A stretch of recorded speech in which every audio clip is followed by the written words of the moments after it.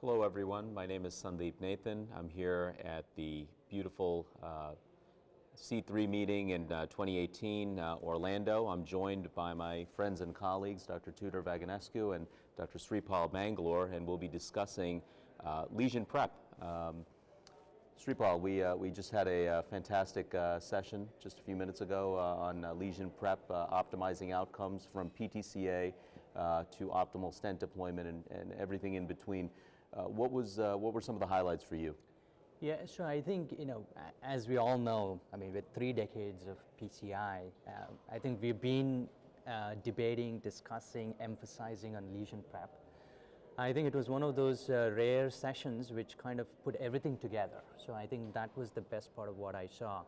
So maybe we can start by asking Tudor what you do in terms of lesion prep. How do we select different balloons? I think you did an amazing job at presenting some of the data. So what are your thoughts on lesion prep and different balloon types for lesion prep? I think that when you have a challenging lesion, obviously we start with a non-compliant balloon, and then you try to assess if you did a good job or not by doing any form of intracoronary imaging. To that extent, the importance of using liberal intravascular ultrasound or optical coherence tomography was extremely strongly supported in this session.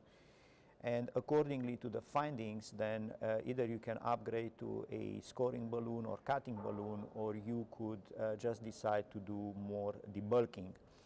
And here I will ask Nathan to see exactly how he will decide between using laser versus orbital atherectomy or rotablation.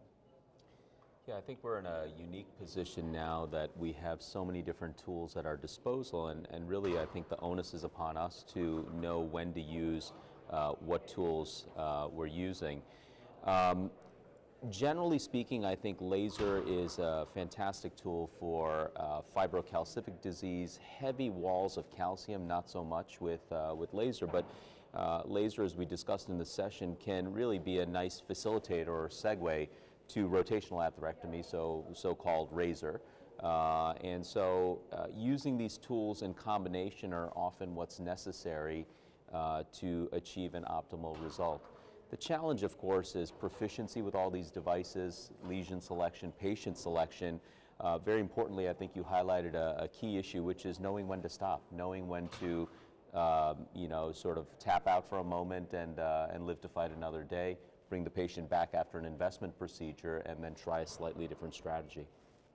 Now, we deal today with a totally different spectrum of patients than 20 or 30 years ago. We moved from balloon angioplasty era to the bare metal stent era to the first generation drug-eluting stents, and we are leaving the second generation drug-eluting stent and the beginning of the BVS stents. So now the question is now, if the patients that have prior stents are coming back to us, so someone who got at some point in time bare metal, and that was treated as per the evidence available in the early 2000s with a drug-eluting stent for in-stent restenosis, and now you have a in-stent restenosis that affects 2 layers of metal. How would you approach that? So it's a great question, and I think a particularly thorny problem that we encounter all too frequently. I think a lot of times the culprit was the original stent and the failure of lesion prep at that time. And so now you're dealing with not only that issue, but perhaps some intimal hyperplasia, perhaps some elastic recoil. We've been taught to believe that elastic recoil is virtually eliminated by stents, but we all know that that's not the case in heavily calcified or fibrocalcific lesions. I think that choosing a strategy really begins with something that you highlighted in one of your talks, which is intravascular imaging. I think intravascular imaging, to understand the mechanism of failure, is absolutely an important first step. If you can successfully get an imaging catheter past it, and therein lies some of the challenges. So once a stent is deployed, should we be happy only with the angiogram, or should we pursue further steps? Yeah, no, that's a great question. If you look at the practice pattern around the country and the world, many of them are angiography only guided PCI, Whereas we know from a number of studies that imaging-guided, intravascular imaging-guided PCI has consistently shown to improve outcomes. So my take on this is angiography is a poor surrogate to figure out whether a stent is optimally deployed. So in other words, many times you might find that it looks fantastic on the angiogram, but you still could have malapposition, under expansion and so forth. Under expansion may be a bit easier to detect than malapposition on angiogram. So I think the more we use intravascular imaging, I think that's we are more likely to better optimize your stent deployment. And I think one of the issues there is that an angiogram isn't the same in different labs, in different image settings, and so forth. And so a lot of times, this is certainly the case with calcium. When you do a short burst of 30-frame dry angiography, that's when you realize how much calcium is really in the vessel, whereas the initial images fail to show any calcium at all. Do we think there is still a role or a place for direct stenting today? So, yes and no. I think there are a few occasions. I mean, the only places that I consider direct stenting is mainly in the acute coronary syndrome setting. So in those settings, I avoid high pressure post-dilatation, mainly to make sure that we prevent no flow and slow flow phenomena. But beyond that, in most of the cases, I still believe in lesion preparation and adequate stent deployment. But ACS might be, especially STEMI, a lot of thrombus burden may be the only setting where I consider direct stenting. I'm just curious to hear your practices and what you guys do. I think it's a very important question because, as you know, the Svelte IDS system, the integrated delivery system, is really being investigated and built on the premise that many lesions can be direct stented. But I think that frequently you guess wrong on how resistant that lesion is, and I think tools like laser or contrast lasing after an underexpanded stent goes in may be bailout strategies, but I would submit that it's probably better to know that up front and prep the lesion up front before deploying.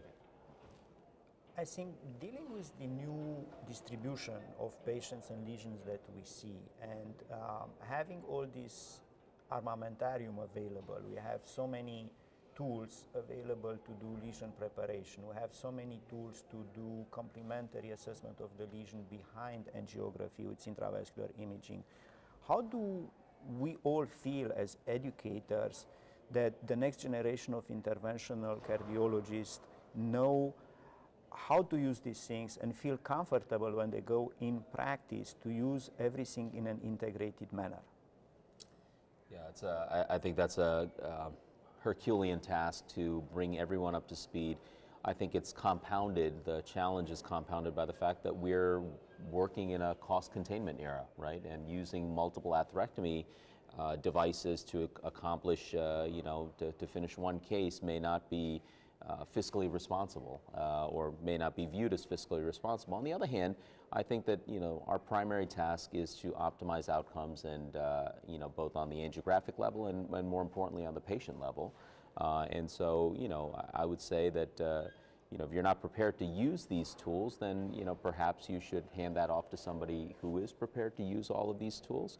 I think that getting hands-on training in addition to the didactic training, the session I think today was comprehensive, but then actually getting your hands on these devices and gaining some degree of proficiency, I don't think you need to be proficient at every single device that comes out, and our toolbox continues to expand year after year, but I think that representative offerings in each one of the categories, whether it's a tool to deal with heavy calcium, laser to deal with fibrocalcific and other lesion sets, high pressure balloons, lithoplasty was touched upon today as well.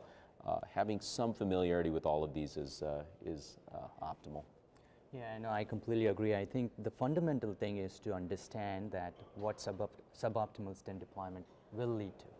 Because, as you pointed out about the fiscal issues, there is also lab turnover issues, and every lab is pretty busy, and like you might feel that, okay, if I reach out to an intravascular imaging or some other tool, it's going to add to my time. But it's, I think, critically important to understand that, when you're deploying the stent, you can make a significant impact, not just in the short time, but in the longer period of time. So I think having that mindset will potentially make you feel that, okay, this is the time to optimize whatever I'm doing so that longer term I don't get into trouble. So otherwise you're going to bring the patient back and now you have restenosis and now you're dealing with already a layer of metal, and you're going into a rescue mode rather than starting with the prevention mode. Well, I think that's a very nice summary of the Lesion Prep Symposium here at C3 2018. Thanks so much for joining us. Thank you. Thank you.